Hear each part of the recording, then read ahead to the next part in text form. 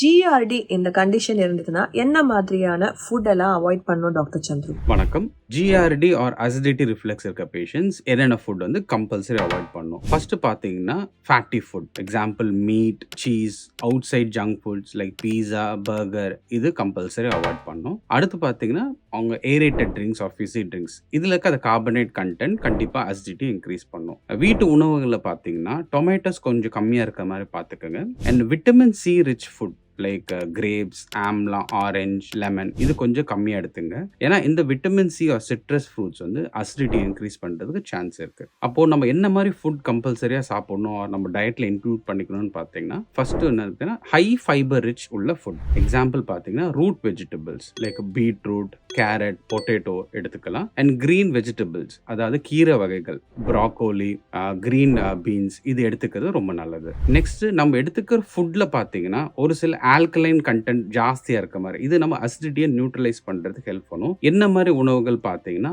Banana, musk melon, nuts, இது எடுத்துக்கிறதுனால அசிடிட்டியை நல்லாவே control பண்ண முடியும். நெக்ஸ்ட் கொஞ்சம் வாட்டர் கண்டென்ட் நிறைய இருக்க மாதிரி ஃபுட்ஸ், ஃபார் எக்ஸாம்பிள் சொரக்காய், பம்கின், குக்கும்பர், இது எடுத்துக்கிறதுனால இந்த ஆசிட் கண்டென்ட் வந்து கொஞ்சம் நியூட்ரலைஸ் பண்ணி கொஞ்சம் அசிடிட்டி நம்மளால ரெடியூஸ் பண்ண முடியும். தேங்க்யூ.